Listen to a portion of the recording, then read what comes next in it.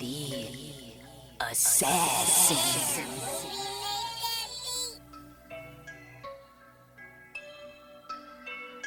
You know I break necks, call me Jack Tate.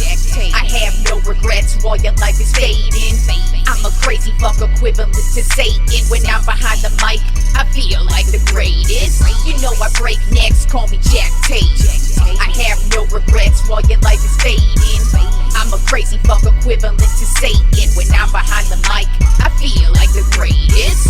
What up, y'all? You're listening to Sports Talk with Tropp, and I'm your host, Katie Tropp. Well, before we get into things, I did just drop a new promo video for my upcoming music video, The Queen of the Heartless. You can check that out on my website, katietropp.net, or on my YouTube page, youtube.com, katietropp. And yeah, check it out. Got a new video on the way, directed by Nahar Media, my homie Jose, as always. So yeah, we got a crazy one coming your way, so look out for it. Now, last week of the regular season, week 18 has wrapped up. We did have a whole bunch of uninteresting games, but now the playoffs are set.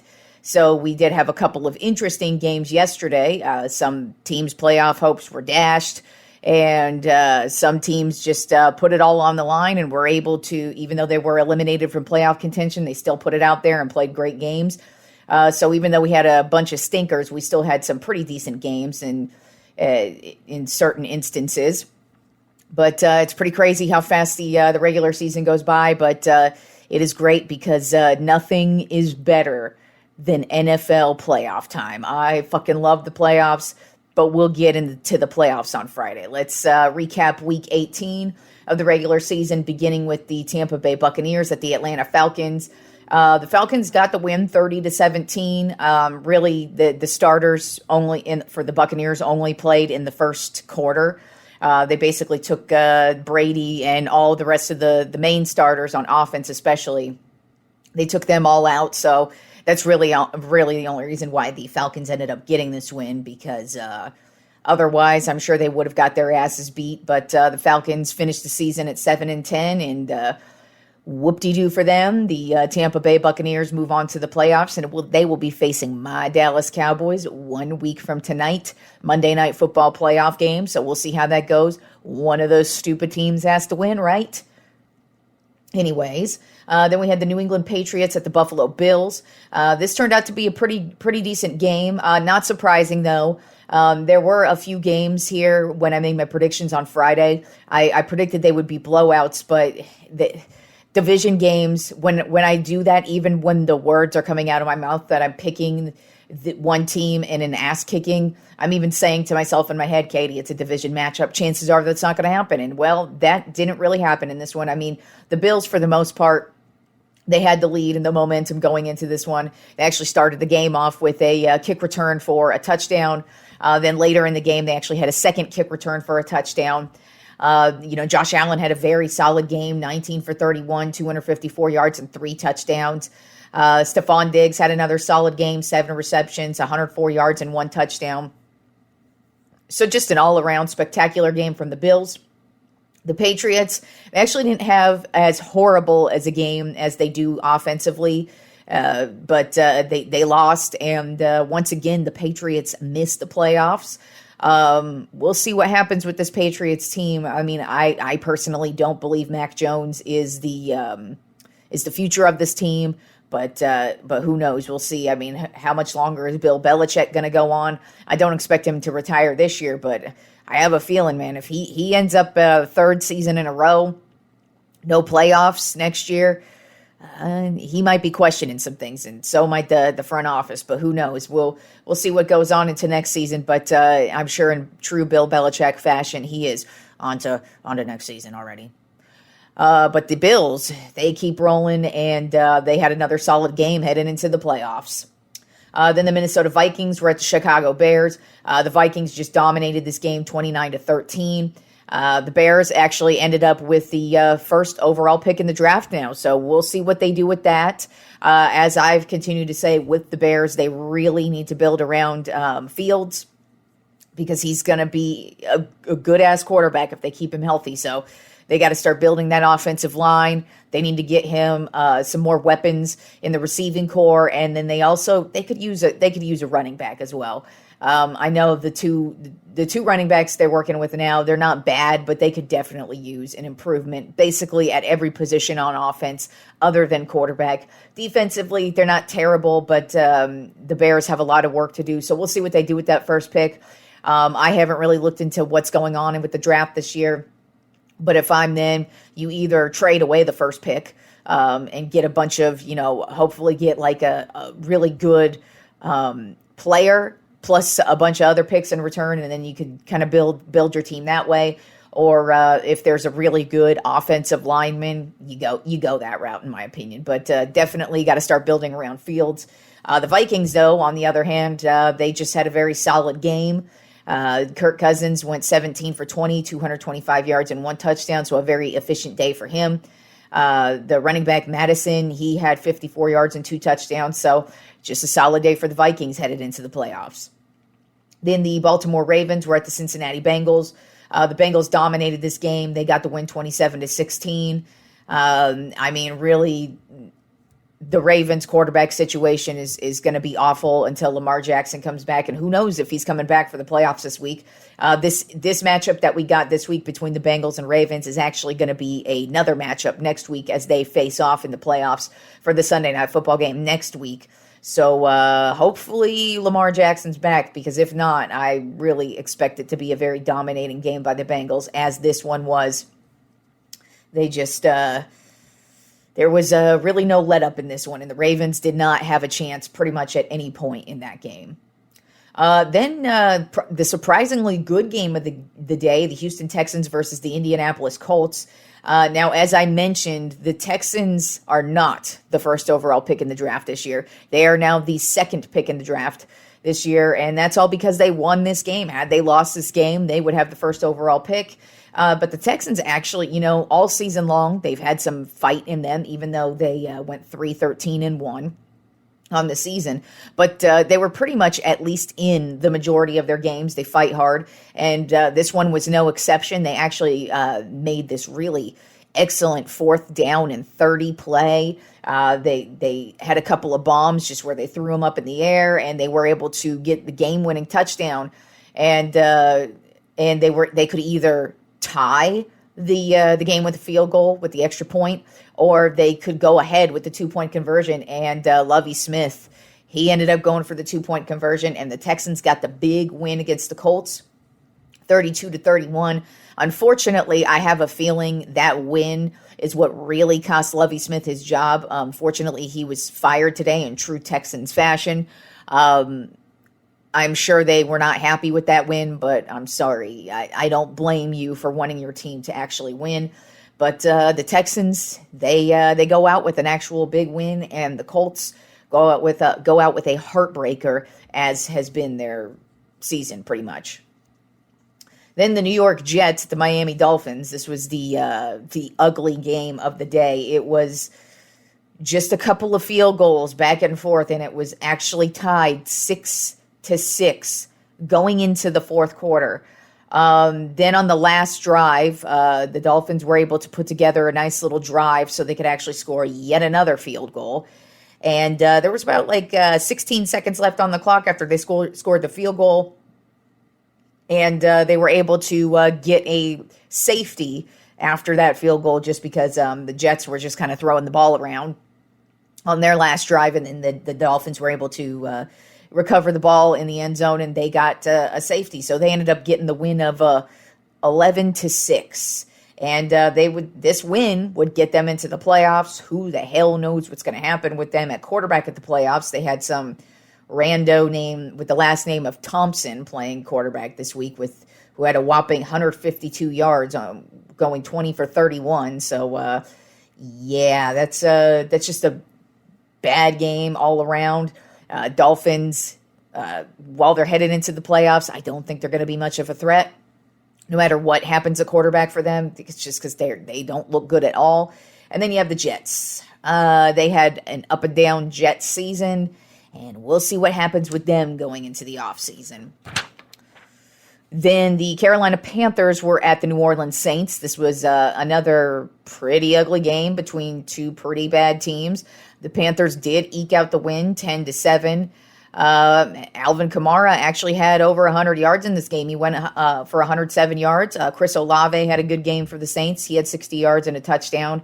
Andy Dalton didn't have a bad game, 15 for 25, 171 yards and one touchdown. But the Panthers were just able to get that extra field goal. It was 7-0 Saints for the whole first half.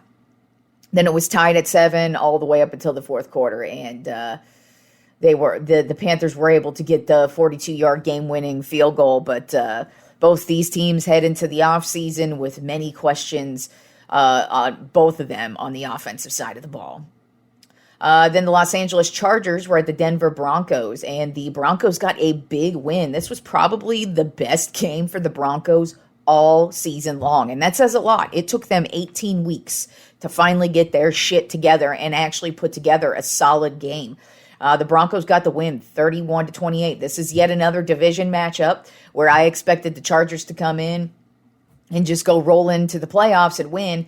And turns out the Broncos were like, no, we're actually going to play this game. And they did. Russell Wilson went 13 for 24, 283 yards and 3 touchdowns. Like, where the hell has that been all season? Latavius Murray, 15 carries, 103 yards, and 1 touchdown. Where the hell has that been all season? And then Jerry Jeudy had 154 yards receiving. Where the hell has that been all season? It literally took 18 weeks for the Broncos to put it together. So we'll see what they're able to do in the offseason. They've already been getting their interviews in line for their next head coach. So they're going to have to do something. But hey, good for the Broncos to finally put together a solid game. It just took them 18 freaking weeks. The Chargers, on the other hand, they were coming in hot in this game on a nice little winning streak against some really solid teams, and then they kind of laid a stinker in this one. And, I mean, like I said, it's a division opponent, so you're always going to get a battle from a division opponent, but this isn't really the way you want to head into the playoffs. And I've been questioning Brandon Staley, the coach of the Chargers, pretty much all season, and he kind of had a breakdown at the podium last night about playing his starters for the most part during this game. And I mean, it wasn't really necessary, but I mean, at the same time, I honestly don't. I never actually have a problem with teams playing their starters, even if they're they everything's locked in playoff wise, just because you don't want to go into the playoffs rusty. You at least want to let them play. But so he took a lot of heat post game because Mike Williams, their wide receiver, actually it ended up suffering a back injury. At the time, looked pretty significant, but there's rumblings today that he could still potentially play this weekend in the playoffs. But yeah, Brandon Staley kind of threw a little temper tantrum at the podium and did not look very coach-like. And he's going up against Doug Peterson this weekend, the Jaguars coach. And while the Jaguars aren't that amazing of a team, I don't know, man. Doug Peterson is a far superior coach to Staley, and I kind of have a feeling Staley going to get out-coached this weekend. But we'll see what happens. Then the New York Giants were at the Philadelphia Eagles. The Eagles barely got the win, 22-16. Which is very odd because the Giants actually played all of their second strings yesterday. All their backups were playing yesterday. So the Eagles played all of their starters. Jalen Hurts, he had to come in because he's been out the last couple of weeks. So they wanted to kind of hopefully knock the rust off of him.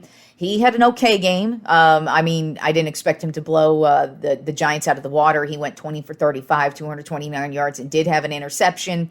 A.J. Brown had a huge day, 95 yards receiving.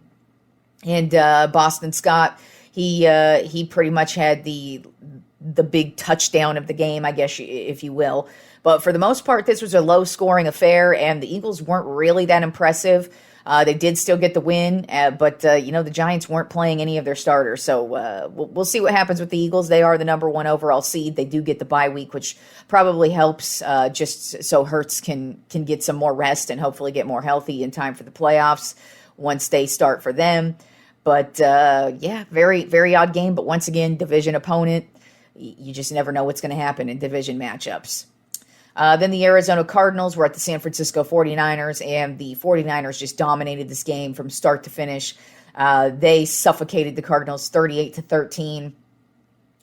Brock Purdy had 3 touchdowns yesterday, so the guy's looking very solid. My actual prediction with Brock Purdy is that at some point during the postseason, he's going to have that game, because every player has it, where you just have a bad game, and I feel like it's going to happen at some point in the postseason for the Niners. So we'll see what happens. They are playing a division opponent in the first round of the playoffs, so we'll see what happens there. That could get very interesting. But so far, Purdy has not been an issue with them. As a matter of fact, like I said, he and Kittle have a great connection, and once again, they connected for, I believe, 2 touchdowns yesterday. I know 1 for sure, but I think they had 2 together. And then Mitchell came back at running back. He had 2 touchdowns. So 49ers just had yet another solid season and yet another solid game. Headed into the playoffs, looking pretty right now. And the Cardinals heading into the off season in shambles, straight up shambles. Unfortunately, it was J.J. Watt's last game, so it does suck that that's how his career ends. But most careers don't end in John Elway style. As a matter of fact, the only reason why you can name John Elway and Peyton Manning as like the only 2 to actually have their careers end in championships is because most of the time you don't end that way. And unfortunately, J.J. Watt's career did not end with a championship or even a remotely good season. But he did have a solid season, and he also had 2 sacks yesterday. So he had a good last hurrah and a great end of his career. J.J. Watt, as I mentioned, when he announced his retirement, one of the greatest of all time. And when he dominated for those like 4 or 5 years on the field, he was just phenomenal, and he should be a first ballot Hall of Famer for sure. Then another shockingly surprising game, but it was against division opponents, the Los Angeles Rams versus the Seattle Seahawks. Seahawks ended up getting the win in overtime, 19-16, and they nabbed that last playoff spot. And I just realized I forgot something, so I have to kind of look up a score here, because I did not, for some reason, put the Sunday night football game on there, and I just realized that. So anyway, sorry about that, y'all. But anyways, back to the Rams and the Seahawks. As I mentioned, the Seahawks got the win 19-16 in overtime. And it was actually just a really solid game from Geno Smith. The guy has had one of the most surprising seasons in NFL history. I mean, this guy is just killing it. He went 19 for 31, 213 yards, and 1 touchdown. He actually broke some single-season Seahawks records this year. So that says a lot, since Russell Wilson, was the franchise quarterback there for many years. And that says a lot when you actually own records that Russell Wilson does not own. Kenneth Walker III, he's been slowly getting back from his injury, and he finally had another breakout game, 114 yards. And it was really just a solid overall game from the Seahawks and their defense as well. And they were able to just drive down the field and get the field goal in overtime, and they snuck right into the playoffs there at the end. Then the Cleveland Browns were at the Pittsburgh Steelers. Steelers actually dominated this game from start to finish. This was probably the best Steelers game they've had all season. And this is, once again, Mike Tomlin has yet to have a losing season. The Steelers end their season with a record of 9-8. And Mike Tomlin's been the coach for 16 years, and he has yet to have a losing season. So congratulations to him. I've always been a huge Mike Tomlin fan. And he just proves time and time again why he's one of the best coaches in the league. Just because every single year, it doesn't matter how mediocre it feels his team is. Hell, they could have snuck into the playoffs had a couple of other teams lost. And I mean, you can't really blame them for this year, because they did lose Roethlisberger to retirement in the offseason. So they're working with Kenny Pickett, who's a rookie, who actually had a pretty solid season. So I liked what I saw from him. And then also George Pickens, he actually had a good game yesterday as well. He had 72 yards and a touchdown. And honestly, in my opinion, Kenny Pickett, he's a rookie, and he's only getting paid about like $2 million a year. Whereas Deshaun Watson has a guaranteed contract of guaranteed over $200 million. And that dude has just been straight trash since he got back from his suspension. So that's pretty amusing in my personal opinion. But it's also just kind of funny to see when a quarterback who just hits the league just looked way better on the field than Deshaun Watson did yesterday. That was pretty hilarious. But the Steelers looked good in their. Like I said, that was probably their best game of the season. Najee Harris had a good game, 84 yards and a touchdown. So good, solid game from the Steelers, and another winning season for Mike Tomlin, and another shitty season from the Cleveland Browns. Then speaking of shitty, probably the shittiest game of the day yesterday, at least in my personal opinion, the Dallas Cowboys at the Washington Commanders. Washington dominated from start to finish, 26-6. This was probably the worst game the Cowboys have played all season. Dak played like shit. The ground attack played like shit. The offensive line played like shit.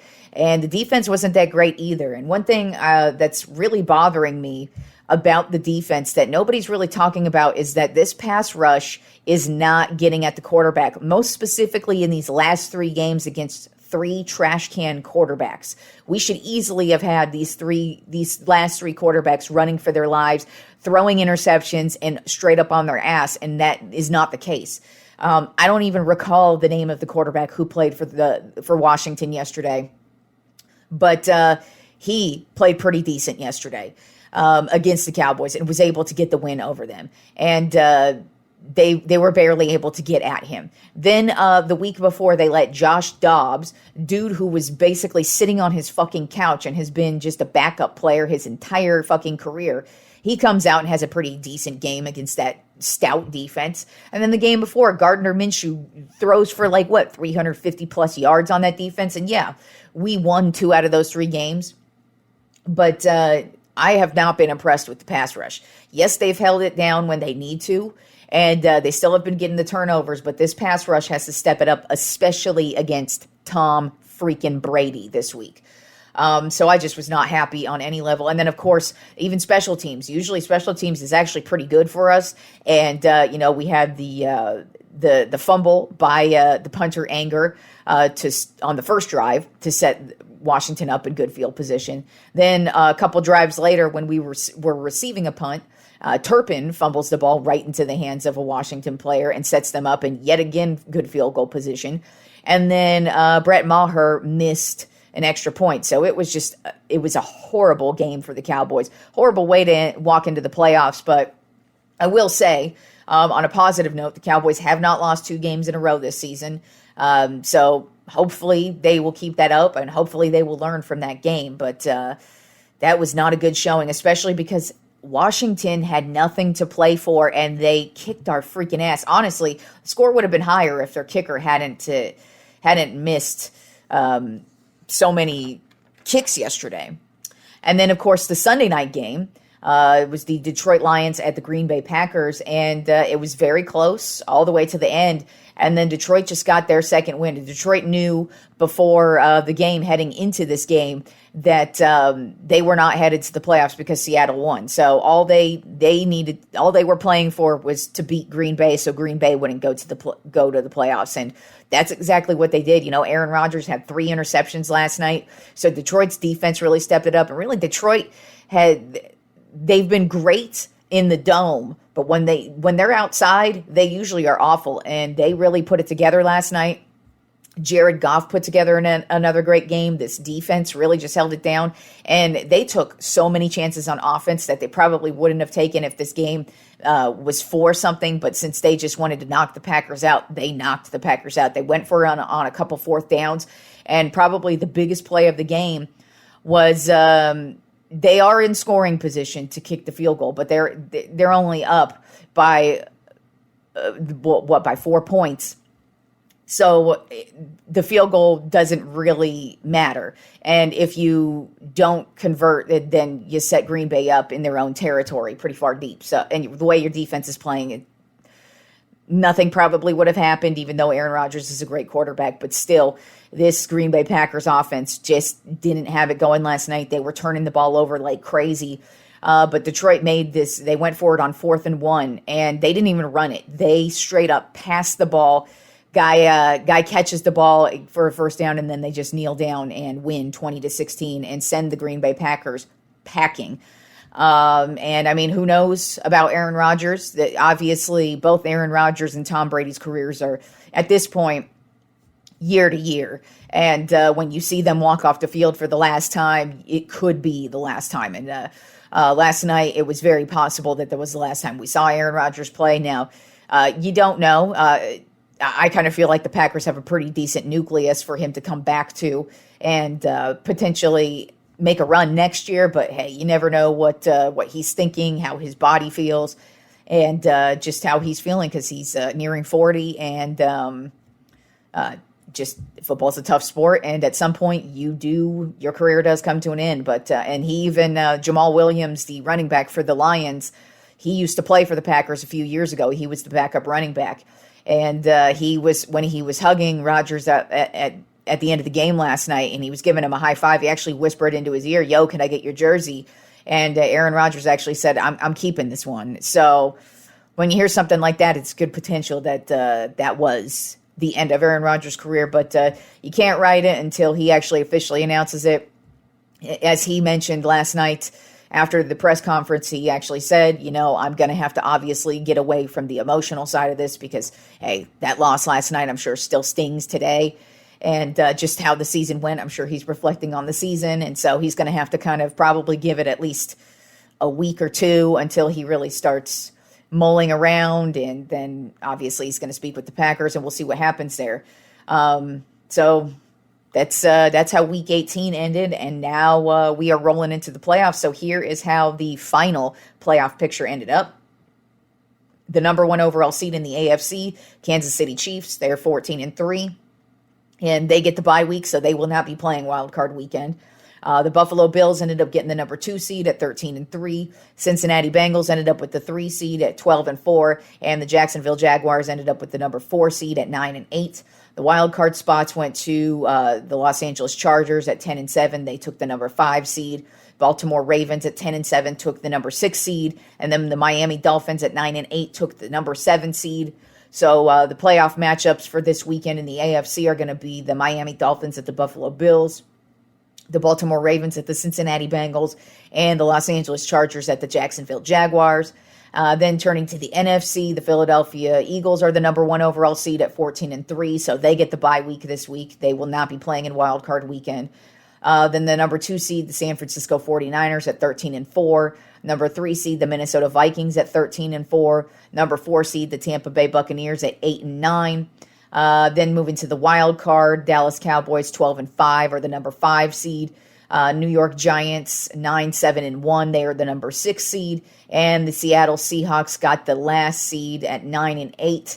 So the NFC matchups for this wild card weekend are going to be the Seattle Seahawks at the San Francisco 49ers, the New York Giants at the Minnesota Vikings, and the Dallas Cowboys at the Tampa Bay Buccaneers. So we will get into my predictions, of course, on Friday, not only for the wild card matchups, but I will actually give you my Super Bowl predictions and go through each round.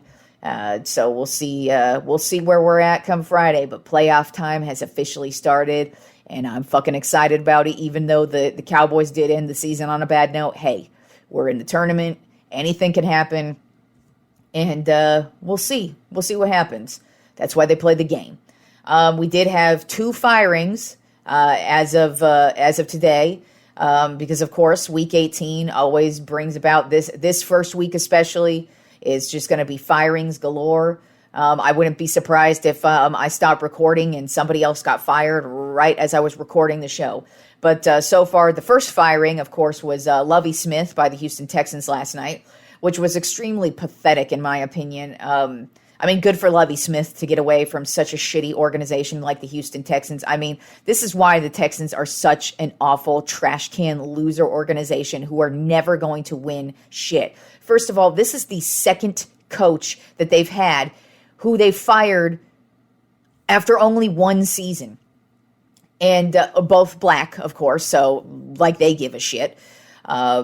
We'll just throw the black guy to the fire and then fire him at the end of the season and blame it all on him.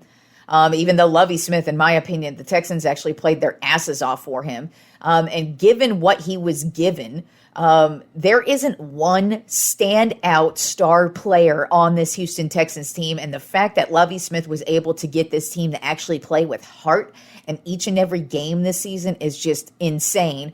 And like I said, this is why the Texans are awful, because you are never going to succeed if you keep firing coaches 1 year in. You need to let them go for at least 3 seasons to at least get them to draft and to get free agents they need time to turn shit around. It doesn't just, you can't snap your fingers and shit's happening overnight. I don't even know how the Texans have those kind of shitty expectations since they've never won shit ever.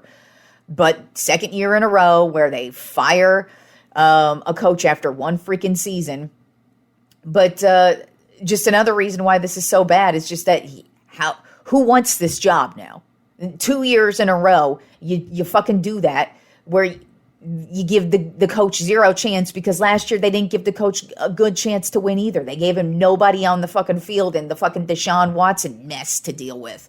So yeah, the Texans are just an awful team, and this is why. And as I said, I felt like I'm not shocked that Lovie Smith is fired. I kind of had a feeling he was going to be fired anyways at the end of the season, but I knew he was going to be fired after the Texans got the win yesterday, because the Texans front office is pissed off they didn't get the first overall pick in the draft for the 900 millionth time in their fucking history of their franchise. That's their only claim to fame, basically, is, like other teams, they have like Super Bowls you can brag about, or they might have been a dynasty at one time, or they have like these Hall of Fame insane players. The Texans, they probably, I bet you, I might do the history of this at some point, but I bet you the Houston Texans have the most overall number 1 picks over any franchise in the history of this league. But this year they'll be the number 2 overall pick, because they are a straight up number 2 organization.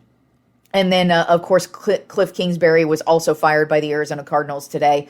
I'm not shocked at all. As a matter of fact, I've been predicting this one for quite some time. I knew he was on the hot seat no matter how this season ended up, but with the fact that they weren't winning any games and absolutely nothing came about of this season other than straight up losing and disarray and looking like shit, I knew Kingsbury was getting fired, and I knew it was going to be today. So sayonara. That's just another reason why, the Cardinals are another organization. Actually, before they hired Kingsbury, they did exactly what the Texans did. They hired Steve Wilks, the interim coach over at with the Carolina Panthers right now. They hired him for one whole freaking year and then fired him the next year, and then hired Kingsbury. And I knew this Kingsbury signing was going to be a waste of time, because he wasn't even successful at the college football levels and got fired by freaking Texas Tech. So like, this guy was going to come in and save your shitty organization? No. And the two terrible organizations. And of course, they have 2 firings today. I'm sure we're going to have a couple more as the week goes on, and I'm sure by Friday we'll have at least 2-3 more names to add to this list, if not more. All right, and then we also have the national championship game tonight, Georgia versus TCU. Right now, Georgia is a 13.5-point favorite. No surprise there at all. I will say TCU is a huge surprise, and Georgia should not overlook them. Both teams played hard in their games last week and their wins, and they barely got those wins. Although TCU, they came out and they pretty much dominated from the jump. So if TCU's defense is able to play just half as good as they played last week, they do have a shot, because TCU's offense their offense actually is statistically better than Georgia's in certain areas, especially on the ground attack. So if TCU's defense is actually able to keep this a close game, TCU has a shot. But to me, Georgia has been the top team all season long. They are the defending national champs, so it's going to be really difficult to dethrone them, especially from just a TCU team that doesn't play as high-powered teams as Georgia does. So I think Georgia's just more prepared for this one and does have the overall better team. But I do think TCU will keep it close. And I have Georgia winning a close one, 38-35. Now moving on to the Trop 10 NBA Power Rankings. We have a little bit of a shakeup this week, and then I do have a feeling a couple of teams are going to start to fall out because we have some new injuries that have arose this week. But we do still have the same number one we've had the last couple of weeks, and that would be the Brooklyn Nets. Overall record of 27-13. They are 9-1 in their last 10 games, so they are just continuing to roll. This week they beat the Spurs, the Pelicans, and Miami. But unfortunately, Kevin Durant got injured last night. And he injured his knee. Luckily, it looks like it's only going to be like an MCL sprain. But he is out for the next month, and he is the reason why this team has been so hot. He's been scoring like no other. He's been so efficient with all of his shooting. He's probably having one of the best shooting seasons of his entire career. But, he is injury prone, and unfortunately, he sprained his knee last night and is... He'll be reevaluated in 2 weeks, but it's looking like he's probably going to miss the next month. So we'll see what happens with the Nets. They'll probably start to fall out of this top 10 over the next month. Then at number 2 on my Trop 10 NBA Power Rankings, I have the Memphis Grizzlies. Overall record of 26-13. They are currently on a 6-game winning streak, which is the longest winning streak currently in the NBA. They're 7-3 in their last 10 games. This past week, they beat the Charlotte Hornets, the Orlando Magic, and the Utah Jazz. And you know what it is. It's all about ja, ja, ja, ja, ja, ja, ja, ja, ja, ja. Dude's averaging 27.2 points per game. He's getting it in the paint. This team is just getting it done in so many different ways. This is their second long winning streak of the season, and they're getting hotter and they're getting stronger as the season rolls on. And so far, this team's actually been able to avoid the injury bug. Now, it's almost near impossible to avoid the injury bug with how long the seasons are in the NBA. But so far, the Grizzlies, I feel like that's part of the reason why they're playing so well is because their team is actually very healthy, including their superstar, Ja Morant. Then at number 3 on my Trop 10 NBA Power Rankings, I have the Denver Nuggets. Overall record of 26-13. They are 8-2 in their last 10 games. This past week, they lost to the Timberwolves, but did get big wins against the Clippers and the Cleveland Cavaliers. And I mean big freaking wins. Nikola Jokic, this guy is out of control. Right now, he is averaging 25 points per game, 11 rebounds per game, 9.5 assists per game, and 1.5 steals per game. So he is just dominating at every aspect of this game, and it's just crazy insane to watch because it's like the dude is a straight up just walking MVP. Unfortunately, it doesn't usually translate into a postseason run, but man, Nikola Jokic, the guy just gets better every single season. Then at number 4 on my Trop 10 NBA Power Rankings, I have the Boston Celtics, overall record of 28-12. They are 6-4 in their last 10 games. This past week, they lost to the Oklahoma City Thunder and got wins against the Dallas Mavericks and the San Antonio Spurs. And it's just all about Jason Tatum for the Celtics. The guy is on fire. He's averaging 31 points per game and 8.1 rebounds per game. So he's not only just shooting, but he's also getting in the paint and throwing them elbows as well. Then at number 5 on my Trop 10 NBA Power Rankings are the Philadelphia 76ers. Overall record of 24-15. They're 7-3 in their last 10 games. This past week, they got big wins against the Pelicans, the Indiana Pacers, and the Detroit Pistons, and they lost to the Chicago Bulls. And this team is just rolling through Joel Embiid, who's averaging 33.5 points per game and 9.8 rebounds per game. So he's averaging close to a double-double every night. And he's really dominating. James Harden, he's on fire. And then, as I mentioned, Tyrese Maxey's back. So this team's actually getting healthy. And we'll see what happens as the season progresses. But I expect the 76ers, if they stay healthy, to be really strong and be one of the best teams in the league. Then at number 6 on my Trop 10 NBA Power Rankings, I have the Dallas Mavericks. Overall record of 23-18. They're 8-2 in their last 10 games. This past week, they beat the Houston Rockets and the New Orleans Pelicans, but lost to the Boston Celtics and the Oklahoma City Thunder. And this team, talk about a superstar player who just does everything for them. That would be Luka Doncic for the Mavericks. This guy has just been on fire. And he's averaging 34 points per game, 8.8 rebounds per game, 8.7 assists per game, and 1.6 steals per game. So as with the case with Jokic, Luka's doing every goddamn thing for the Mavericks as well. So, and the Mavericks are playing really well right now. They do still have a little bit of weakness, especially on the defensive side of things, but Luka is just on fire, and you really can't, he just can't be stopped at this current point in time. Then at number 7 on my Tropp 10 NBA power rankings, I have the Cleveland Cavaliers, overall record of 26-15, 6-4 in their last 10 games. This past week, they beat the Chicago Bulls and the Phoenix Suns twice, and then lost to the Denver Nuggets. Of course, Donovan Mitchell earlier in the week scored 71 points in a game, and he's averaging 24.8 points per game. So he's just having a great season so far, and really making his mark with the Cavaliers. Then at number 8 on my Tropp 10 NBA power rankings, I have the New York Knicks, overall record of 22-18. They are currently on a 4-game winning streak, and they are 5-5 in their last 10 games. This past week, they beat the Phoenix Suns, the San Antonio Spurs, and the Toronto Raptors. And it's just this team runs through Julius Randle and Jalen Brunson, who are just having all-star caliber seasons right now. They're scrappy as hell.